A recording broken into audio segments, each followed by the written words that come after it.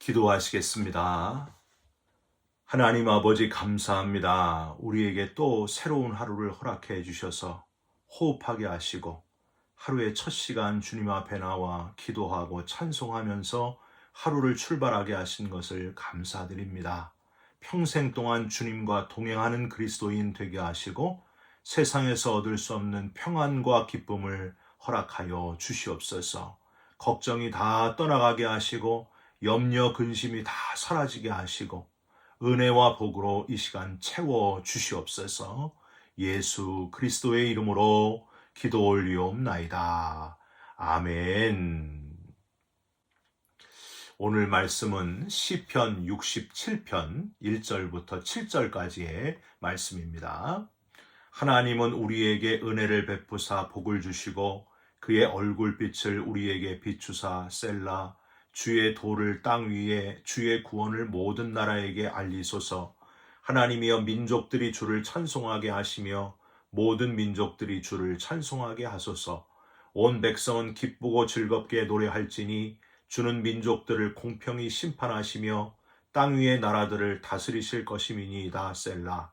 하나님이여 민족들이 주를 찬송하게 하시며 모든 민족으로 주를 찬송하게 하소서. 땅이 그의 소산을 내어 주었으니 하나님 곧 우리 하나님이 우리에게 복을 주시리로다. 하나님이 우리에게 복을 주시리니 땅의 모든 끝이 하나님을 경외하리로다. 아멘.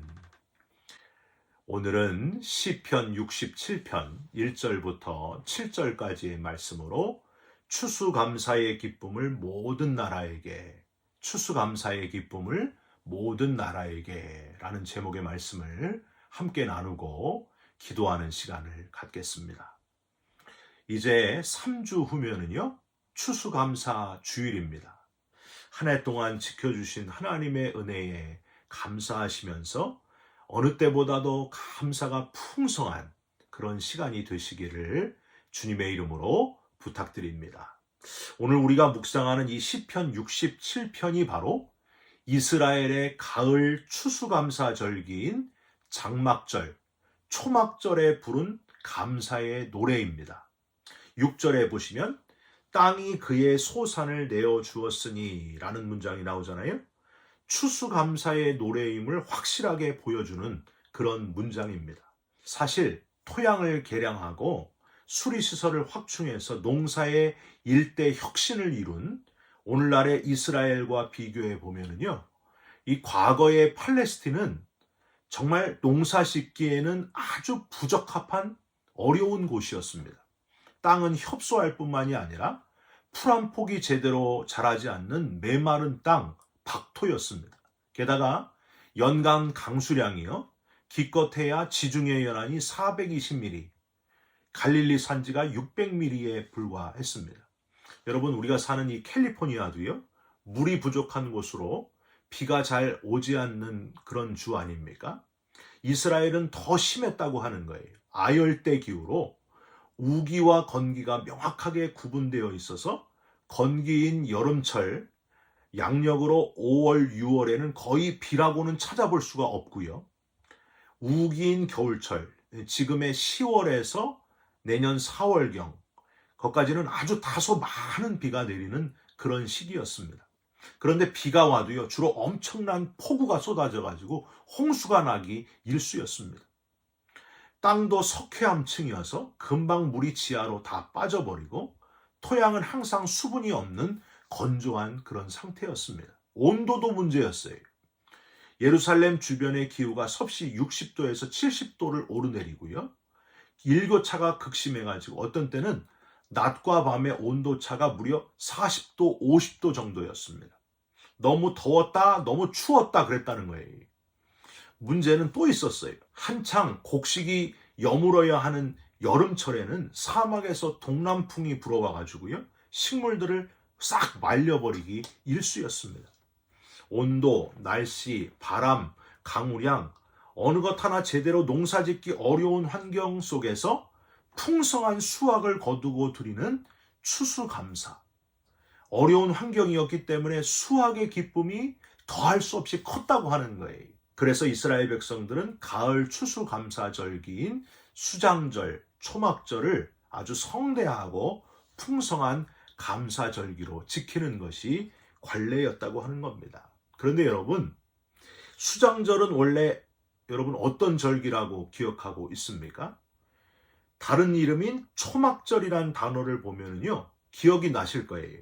즉, 초막, 이스라엘 백성들이 출애굽해가지고 40년 동안 광야 생활을 기념하기 위한 절기가 바로 초막절 아닙니까? 일주일 동안 부모님들이 일부러 광야에 가가지고 천막을 치고 축제를 벌이면서 자녀들에게 옛날 우리 이스라엘의 조상들이 끊임없는 유랑 생활을 하면서 하나님이 어떻게 보호하시고 먹이시고 그들을 돌보셨는지를 기억해야 된다 하는 것을 가르쳤습니다. 그러면서 지금 현재의 삶에 감사하기를 바라는 마음으로 그래서 지킨 절기가 바로 수장절, 초막절이었다고 하는 겁니다. 여러분, 오늘 본문이 바로 그런 초막절, 수장절에 불려지는 노래입니다. 그런데 우리는 이 시편 67편을 읽고 묵상하면 묵상할수록 아주 중요한 사실을 하나 발견하게 됩니다. 추수감사의 기쁨 속에는 본질적으로 구원받은 것에 대한 감사가 자리 잡고 있다 하는 사실입니다. 겉으로는 추수감사지만 실제로는 우리를 살려주신 하나님, 구원해 주신 하나님, 그 거친 광야 40년 생활 가운데서도 지켜주시고 죽지 않게 살려주신 것, 구원해 주신 것에 대한 감사가 마음 중심에 자리 잡고 있었다 하는 사실이에요. 지금 우리가 사는 이 미국 땅에 처음 추수감사의 예배를 드릴 때에도요, 그 추수감사의 본질은 곡식이나 채소를 많이 거두었기 때문이 아니었습니다.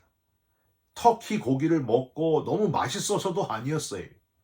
중심에는 영국을 떠나서 먼 땅, 그 당시에는 참 거친 땅인 새로운 땅, 매사추세츠의 플리머스 식민지로 이주한 필그림 파더스의 첫 수확에 대한 기쁨의 예배, 하나님 앞에 이제는 마음 놓고 하나님께 예배 드릴 수 있는 것을 기뻐하면서 예배 드린 그 예배가 바로 추수감사 예배였습니다.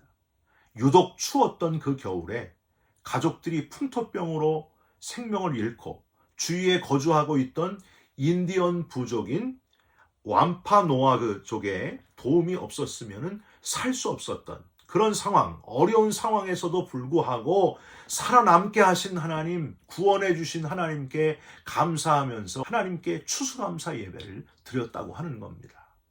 여러분, 이제 곧 우리에게 추수감사 예배가 있는데 성탄 예배, 그 다음 송구영신 예배, 신년 예배도 마찬가지. 모든 예배들의 중심에는 구원받음에 대한 감사가 있어야 된다고 하는 겁니다. 십자가를 중심에 놓고 드리는 우리의 예배, 우리를 너무너무 사랑하셔서 죽어 마땅한 죄인임에도 불구하고 우리를 구원해 주신 하나님에 대한 감사, 최고의 감사를 올려드리는 예배들이 되시기를 주님의 이름으로 부탁드립니다. 시작도 구원에 대한 감사고요, 마지막도 구원에 대한 감사여야 합니다. 아무리 강조해도 지나치지 않아요. 여러분, 교회의 모든 행사의 중심에 이 구원이 늘 있어야 됩니다. 심지어 속회 예배를 드려도요, 음식 준비하는 것, 그것보다 더 중요한 거는요, 구원받음에 대한 감사의 예배, 그리고 서로 나눔이 있는 게 바로 속회 예배라고 하는 거예요.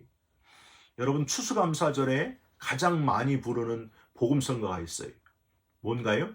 날 구원하신 주 감사, 모든 것 주심 감사, 지난 추억이 내 감사, 주 내 곁에 계시네. 첫 번째가 뭐였어요? 날 구원하신 주 감사. 사랑하는 성도 여러분, 모든 예배의 중심이 나를 구원하신 것에 대한 감사. 이게 첫 번째라는 사실을 잊지 말고 우리를 구원해 주신 하나님께 마음껏 찬송하고 예배하는 자들이 되시기를 주님의 이름으로 부탁드립니다. 추수감사절 후에 12월에 이제 성탄절이 있잖아요. 그 성탄절도 중심이 구원에 있어야 된다는 사실을 잊지 마시기를 바랍니다. 모든 인류를 구원하기 위해 인간의 몸을 입고 이 땅에 오셔서 우리 대신 십자가에 달려 죽으심으로 말미암아 우리를 구원해내신 예수 그리스도 메시아, 그분이 성탄절의 주인공이라고 하는 거예요. 무슨 산타클로스가 우는 아이들에게는 선물을 안 주는 게 성탄절이 아니고요. 산타클로스는 실제로 없다. 부모님이 산타클로스다. 이걸 꼭 알려줘서 동심을 깨야 되느냐. 뭐 이런 게 중요한 게 아니에요. 성탄절의 주인공은 역시 예수 그리스도, 예수 그리스도께서 우리를 구원해내시기 위해서 이 땅에 오셨다. 이 중심을 잃어버리지 않는 저와 여러분들이 되시기를 주님의 이름으로 부탁드립니다. 두 번째로, 오직 주인공은 오직 하나님뿐이시다 하는 것을 기억해야 된다는 겁니다. 구원을 주시는 분, 곡식을 주시는 분, 땅의 소산을 주시는 분 다 누구신가? 하나님이십니다.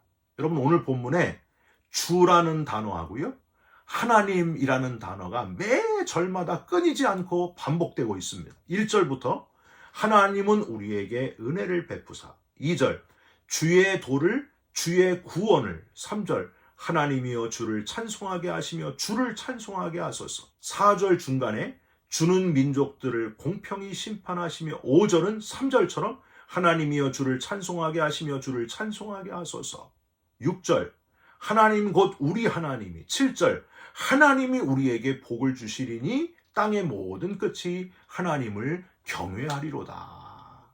모든 절마다 한 번도 빠지지 않고 계속해서 하나님, 주님을 표현하고 있다고 하는 사실입니다.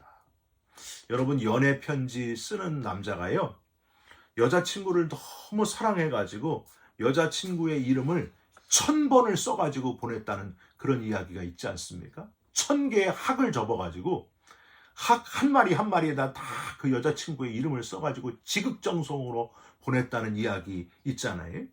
사랑에 빠진 남자의 모습입니다. 여기 시편 67편 시인이 바로 그렇게 사랑에 빠진 거예요. 하나님을 너무너무 사랑해서 구절구절 절마다 다 하나님의 이름을 절절히 언급하면서 하나님을 높이고 있다고 하는 사실을 우리는 발견할 수 있습니다. 저와 여러분도 어딜 가든지 무엇을 하든지 하나님의 이름을 드러내면서 하나님의 영광을 드러내면서 살아가는 그리스도인 되시기를 주님의 이름으로 부탁드립니다. 마지막으로, 우리의 좁은 시야를 벗어나서 나를 먼저 믿게 하신 이유, 사명을 발견하는 저와 여러분들이 됐으면 좋겠습니다. 시편 67편에 아주 중요한 사상이 있는데요, 바로 만인 구원 사상입니다. 시편 67편을 지은 시인은 편협하게 그저 택한 이스라엘만 하나님이 사랑하시고 구원하신다는 좁은 시야에 사로잡힌 편협한 이스라엘 민족들에게 그 생각을 버려야 된다. 하나님이 이스라엘만 사랑하시는 게 아니라 온 나라, 세계 온 민족을 다 사랑하시고 구원받기를 원하신다. 그런 마음으로 시편 67편을 기록했다고 하는 겁니다. 요나서의 주제가 바로 그거였지 않습니까? 하나님이 이스라엘 민족만 사랑하시는 것이 아니라 니누에, 즉 아수르 족속도 하나님이 구원하시고 사랑하신다. 내가 아끼는 것이 어찌 합당치 아니하냐. 시편 67편 기자도 똑같은 마음이었다고 하는 거예요. 2절 다시 한번 보실까요? 주의 도를 땅 위에, 주의 구원을 모든 나라에게 알리소서. 개역 성경에서는요, 모든 나라에게 알리소서가 아니라 만방에 알리소서라고 되어 있습니다. 이 만방, 모든 나라라는 단어가 히브리어로는 칼고임 이렇게 발음을 하는데, 온 세상, 모든 민족, 온 전 세계에 퍼진 민족을 가리키는 표현이 바로 칼고임이라고 하는 단어예요. 이스라엘을 가리키는 우리와하고는 전혀 다른 대조가 되는 그런 단어입니다. 하나님은 우리들만의 하나님이라는 편견을 벗어나야 된다. 여러분, 왜 우리를 먼저 예수 믿고 구원받게 하셨는지 그 하나님의 뜻을 아시겠습니까? 우리가 먼저 구원받았으니 사명감을 가지고 세상 끝까지 가서 하나님의 이름을 증거하고 복음 전하라고 하는 거예요. 그냥 우리끼리만 교회 잘 다니고 우리만 구원받으라, 그게 아니지 않습니까? 너희는 가서 모든 족속으로 제자를 삼아 아버지와 아들과 성령의 이름으로 세례를 주고 내가 내게 분부한 모든 것을 가르쳐 지키게 하라. 온 민족에게 끝까지 다 복음이 전해지기를 원하시는 하나님의 뜻, 그 뜻을 이루어가는 저와 여러분들이 꼭 되시기를 주님의 이름으로 부탁드립니다. 3절과 5절에 보면은요, 하나님이여 민족들이 주를 찬송하게 하시며 모든 민족으로 주를 찬송하게 하소서. 5절에도 하나님이여 민족들이 주를 찬송하게 하시며 모든 민족으로 주를 찬송하게 하소서. 모든 민족, 모든 족속에게 가서 하나님을 전하고 하나님을 찬송하게 하는 일, 그게 바로 하나님이 원하시는 것이다. 7절을 한번 보세요. 하나님이 우리에게 복을 주시리니 땅의 모든 끝이 하나님을 경외하리로다. 땅의 모든 끝, 이스라엘의 구원으로부터 시작된 하나님의 구원이 어디까지 가야 되느냐? 땅 끝까지 이르러야 된다. 온 인류가 구원받기를 원하시는 하나님의 마음, 사랑하는 성도 여러분, 그 하나님의 마음을 잘 헤아리시고 땅 끝까지 가서 복음 전하는 모든 민족에게 하나님의 구원을 선포하는 복된 소식 전하는 저와 여러분들이 다 되시기를 주님의 이름으로 축원드립니다. 기도하겠습니다. 하나님 아버지, 다시 구원받음에 대한 감사와 감격이 살아나게 하여 주시옵소서. 오직 주인공 되시는 하나님을 위한, 하나님께 영광을 돌리는 삶을 살게 하여 주시옵소서. 사명 붙들고 뛰는 자, 사명으로 열심히 복된 소식을 전하는 우리들의 발걸음이 되게 하여 주시옵소서. 예수 그리스도의 이름으로 기도 올리옵나이다. 아멘. 하늘에 계신 우리 아버지여, 이름이 거룩히 여김을 받으시오며 나라가 임하옵시며 뜻이 하늘에서 이룬 것 같이 땅에서도 이루어지이다. 오늘 우리에게 일용할 양식을 주옵시고 우리가 우리에게 죄진 자를 사하여 준 것 같이 우리 죄를 사하여 주옵시고 우리를 시험에 들게 하지 마옵시고 다만 악에서 구하옵소서. 나라와 권세와 영광이 아버지께 영원히 있사옵나이다. 아멘. 사랑하는 성도 여러분, 구원받은 감격을 가지고 열심히 복음 전하는 사명 감당하는 저와 여러분들 되시기를 주님의 이름으로 부탁드립니다. 여러분 사랑합니다. 축복합니다. 감사합니다.